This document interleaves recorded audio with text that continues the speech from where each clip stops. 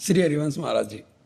श्री हरिवंश महाराज जी, आपने सत्संग में संध्या के समय कुछ भी खाने को निषेध बताया था। आपसे निवेदन है कि संध्या का समय क्या है और इस समय हमें क्या करना चाहिए, क्या नहीं करना। हाँ, 45 मिनट आगे और पीछे सूर्य भगवान के अस्त होने के, उसको 48 समझ लीजिए, 2 घड़ी 24 मिनट, 24 दूनी 48, 2 घड़ी का समय संध्या का समझ लीजिए।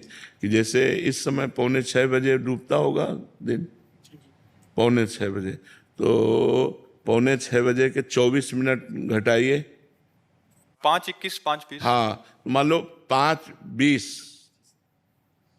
से संध्या लागू हो गई, 6:10। 24 मिनट इधर और फिर अस्त होने के बाद 24 मिनट, 5:45 के बाद 24 मिनट जोड़िए, 6:10 6:10, मतलब 6:10 के ये 5:20 से लेकर और 6:10 तक बीच में जैसे भोजन है, स्वाध्याय है, सहवास मैथुन है, ये सब क्रियाएं मना की गई हैं।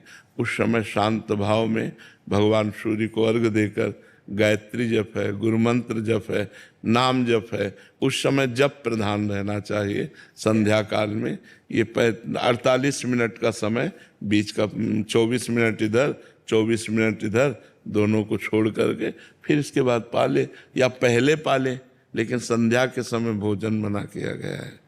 1 घंटा की बात है, छोटा मोटा 48 मिनट, मतलब अगर हम कार्य कर रहे हैं कोई और नाम जप करते, हाँ, बिल्कुल, वो उस समय नाम जप जरूर करना चाहिए।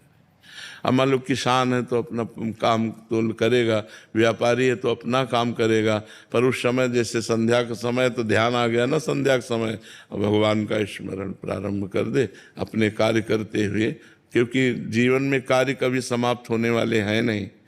तो हम भगवान का भजन थोड़ी छोड़ देंगे, भगवान का भजन तो करना ही चाहिए जी। संजय यादव जी। राधे राधे महाराज जी। महाराज जी, जब भक्त भगवान से कुछ नहीं चाहता तो भगवान क्या देना चाहते हैं, फिर क्या देंगे? अपने आप ये बड़ा पावरफुल चिंतन है। जब हम किसी का भजन करें या सेवन करें और कुछ चाहें ना, इसमें बड़ा पावर है। जैसे आप कोई सेवा किए तो हमारा मन होगा, आप क्या लेंगे? कुछ नहीं। फिर आप सेवा करें, फिर पूछे क्या लोगे आप? कुछ नहीं। तो जितना आप कहोगे कुछ नहीं, उतना ही हम आपके प्रति समर्पित होते जाएंगे, आपके प्रति हम यहाँ तक समझ लो कि कमजोर होते जाएंगे।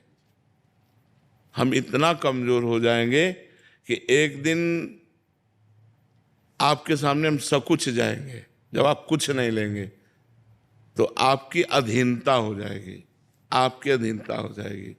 देखो, सर्वलोक महेश्वर अखिल ब्रह्मांडों के स्वामी भगवान श्री राम हनुमान जी से कहते हैं, कितनी सकुच है इस बात में देखना, प्रति उपकार करो का तोरा, सन्मुख होए न सकत मन मोरा। मैं आपकी सेवा के बदले में क्या करूं? मतलब इतना मन सकुच गया है कि तुम्हारे सामने नहीं हो रहा है। सन्मुख होए न सकत मन मोरा, सुन सुत तात उरिन मैं नाही, करि विचार देखा मन माहे। हे तात, हे पुत्र, हे वत्स, मैं तुमसे कभी उरिन नहीं हो सकता। भगवान अधीन हो गए। निष्कामता में जब हम सेवा करते हैं किसी से और कुछ नहीं लेते तो वो अधीन हो जाता है, वो सकुच जाता है। यही सबसे बड़ी बात है।